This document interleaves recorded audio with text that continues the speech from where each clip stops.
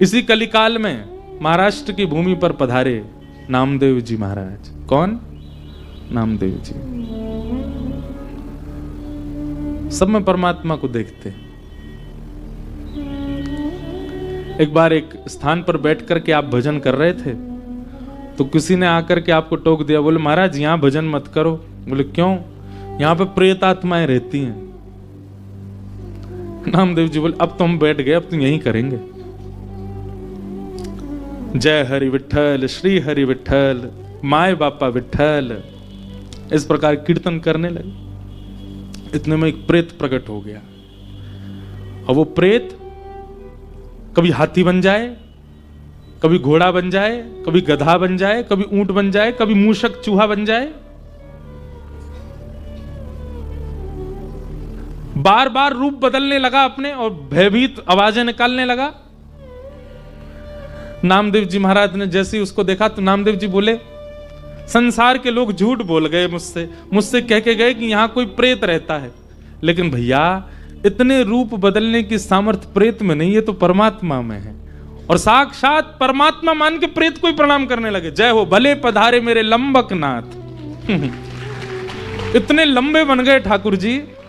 बोले इतने रूप बदलने की सामर्थ्य ये किसी प्रेत में नहीं हो सकती, है तो परमात्मा में है। जैसे ही दंडवत किया महाराज, था तो वो प्रेत ही, लेकिन तुरंत श्री पंडरीनाथ विठ्ठल भगवान प्रकट हो गए और प्रकट होकर बोले, ए नामा, यहां तो प्रेत था, तेने उसमें भी मुझे देखा। नामदेव जी कहते हैं प्रेत में प्रेतत्व भी आपसे ही है। प्रेत की क्या औकात कि वो किसी को डरा सके, उसके अंदर भय दिलाने का जो तत्व है वो भी तो आप ही हो। क्या प्रेत में आप निवास नहीं करते? भाई इस संसार में अपनी सत्ता यदि किसी की हो जाए तो फिर परमात्मा कैसे हो सकते हैं? रावण दशानन है, यह भी राम की कृपा है। कंस इतना बड़ा क्रूर है कि उसके कारण पूरी धरती कांपती थी, यह भी कृष्ण की कृपा थी उसके ऊपर।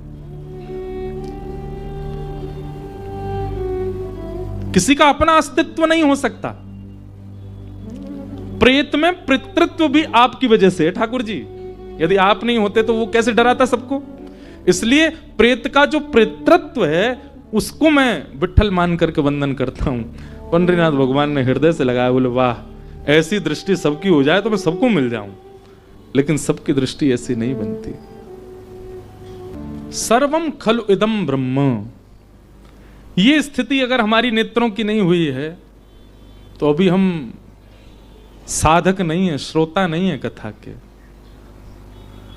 अच्छा, ये स्थिति बन पाना बहुत मुश्किल है। हम कह तो रहे हैं व्यास मंच से, पर सब में ठाकुर जी का भाव होना बहुत मुश्किल है। तो फिर इसका एक दूसरा सब्स्टिट्यूट है। सब में परमात्मा तो नहीं दिख सकते, पर सब में गुण का दर्शन तो हो सकता है। हमारी दृष्टि कैसी, हम सब में अवगुण देखते, पहली बार देखते ही उसमें अवगुण देखेंगे। चलो इंद्रेश जी कथा हो रही है, सुना के लाएं आपको। अच्छा कौन है? वो वृंदावन के, चलो ले आए कथा में। कथा में 3 घंटा बैठे, अच्छा क्या मिला ये याद नहीं रहेगा उसको। बाहर निकलते, महाराज जी नाचने वाला भजन कोई नहीं गाया उन्होंने, कोई ऐसा कोई संकीर्तन नहीं गाया जिसमें थोड़े पांव थिरके। हमने कथा सुनी थी, वो व्यास जी चुटकुला बहुत सुनाते थे, एक भी चुटकुला नहीं सुना। थोड़ी हंसी आए, 3 घंटा बैठे हम लोग। अवगुण बहुत जल्दी हम लोग देखने लगते हैं। ये आप अपने ऊपर भी आप अपने आप से पूछ के देखिएगा, ये सबके अंदर गुण होता है।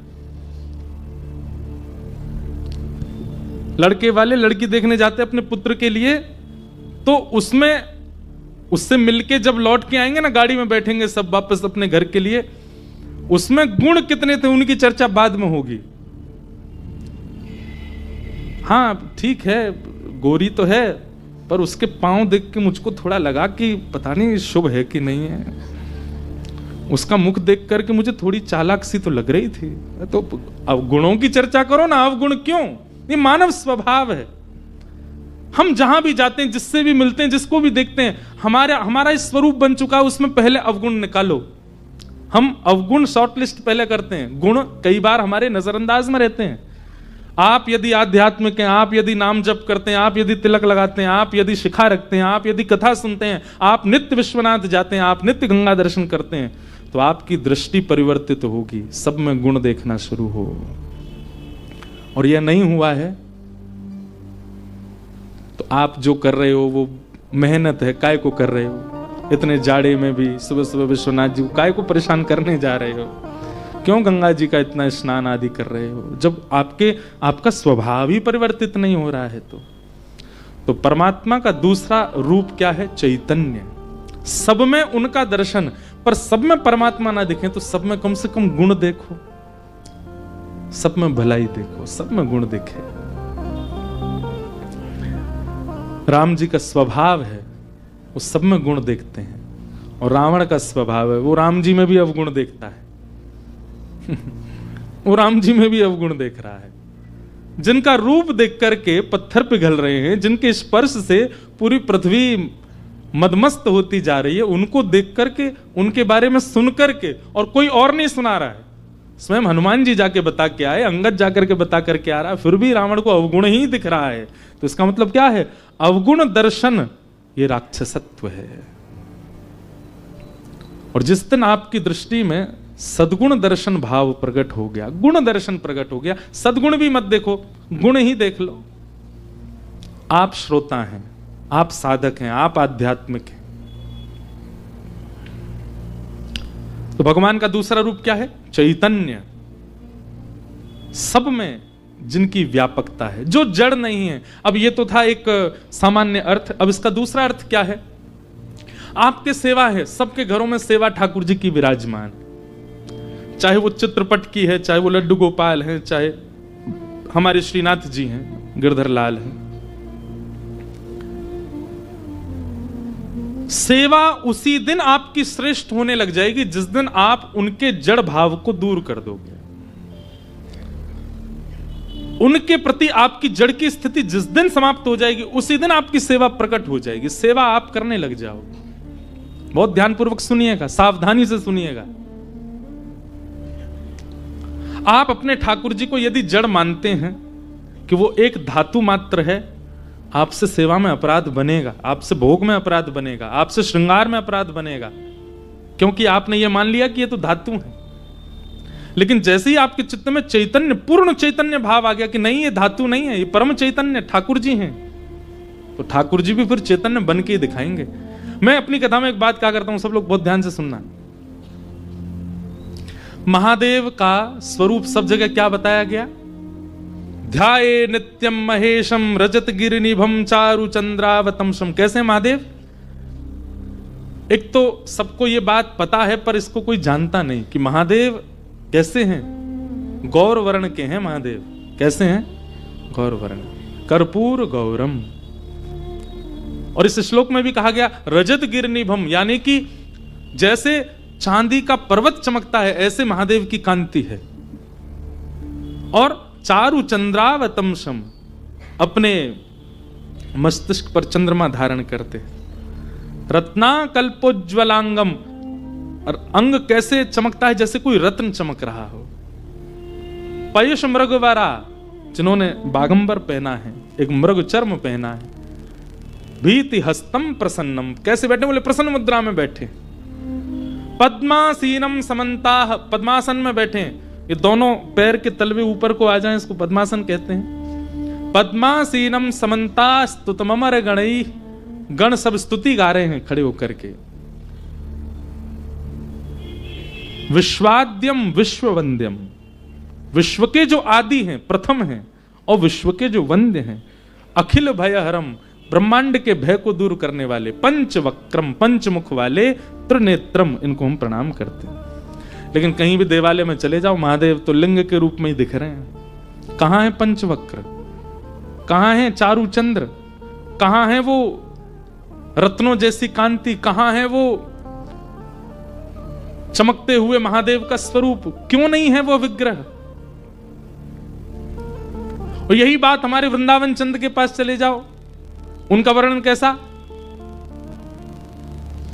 कि वरहा पीडम नटवर वपुः कर्णयो कर्णकारम विभ्रदवासः कनक कपिसं वैजयन्तीं च मालां रन्ध्रान् वेणो अधर सुधया पूरयन् गोपवृन्दै वृंदारण्यम स्वपदरमणम प्राविशद गीत कीर्ति। उनका वर्णन कैसा है? बाकी सब वर्णन छोड़ो, एक वर्णन सुन लो केवल। रंध्रान वेणो अधर सुदया, वंशी तो है, कर कमल में ही है, आवाज क्यों नहीं आ रही है? फिर ध्वनि क्यों सुनाई नहीं देती? महादेव लिंगाकार में ही क्यों हैं? श्री कृष्ण के हाथ जब उठे हैं, वेणु हैं, तो फिर स्वर क्यों नहीं सुनाई देता? ठाकुर जी ने मुझे और आप सबको चैलेंज किया है, अगर तेरी प्रेम लक्षणा भक्ति में सामर्थ्य हो तो वेणु तो है, कर कमल में वेणु तो है, कोमल उंगलियों से छिद्र भी आच्छादित हैं, मुख पर अधर पर वेणु का प्रथम छिद्र भी है, लेकिन तेरो प्रेम जब मुकु वाद्य करेगा, मुझे वाद्य करेगा, मुझे प्रेरित करेगा, तभी स्वर निकलेगा। महादेव कहते हैं चारु चंद्र तो है, त्रिनेत्र तो हैं, पर तुम्हारे अंदर वह प्रेम प्रकट हो तब उसका दर्शन कराऊं। हमारे लड्डू गोपाल पूरे दिन यूं ही बैठे रहे हैं घर में। ठाकुर जी कह रहे हैं मैं हाथ सीधे ना करूंगा, पैम सीधे ना करूंगा। क्यों? जा दिन तेरो प्रेम प्रकट है जाएगो, जा दिन तेरो प्रेम अथा है जाएगो, वही दिन अपने हाथ पाम सीधे कर लूंगा। इसका मतलब क्या है? हमारी सेवा से अगर हमारे ठाकुर जी जैसे आए थे वैसे ही हैं, इसका मतलब ये प्रेम प्रकट किया नहीं तो ठाकुर जी बदल जाते हैं। ठाकुर जी थोड़े तो हाथ पाम सीधे करते, नेक तो परिवर्तित होते। अब यहां व्यवस्था नहीं तो हम अपने लाल जी का एक दर्शन कराते। जब हमारे ठाकुर जी आए थे 5 वर्ष पहले, तब का स्वरूप और आज के ठाकुर जी का स्वरूप आप कहोगे ये वो है ही नहीं।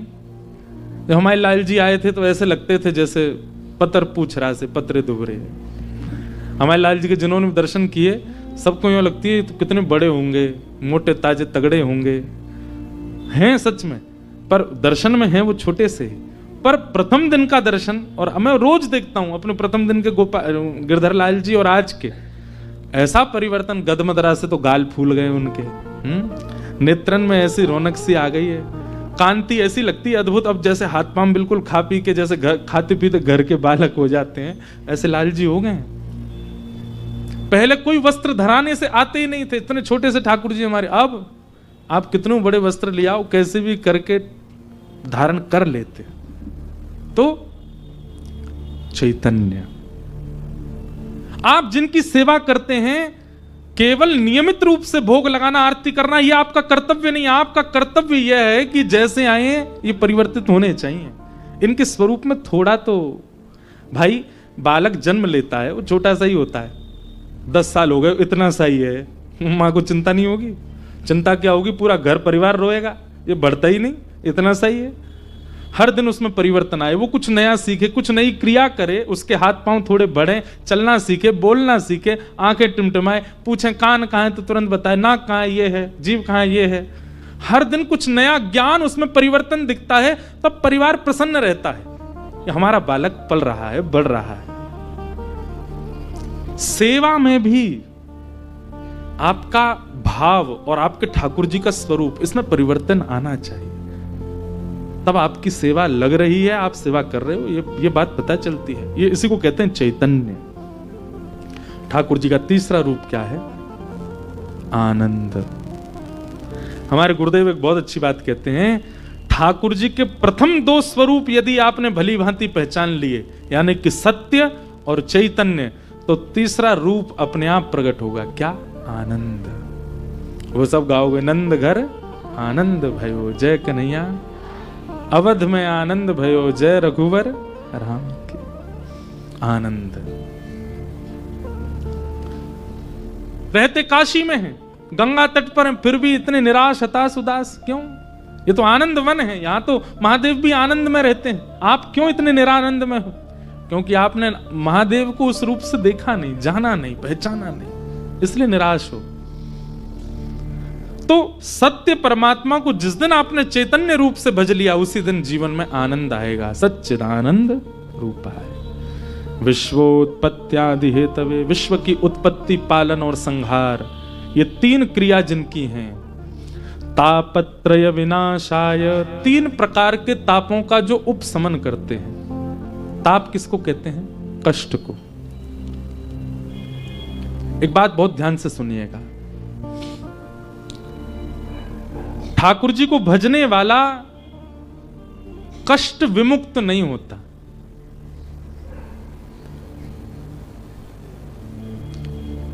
यदि आप नित्य महादेव का दर्शन करते हैं तो ऐसा नहीं है कि आपकी मृत्यु नहीं होगी, होगी। ऐसा नहीं है कि आपको वह पीड़ा नहीं होगी जो एक संसारी व्यक्ति को हो रही है, वह पीड़ा आपके जीवन में भी आएगी।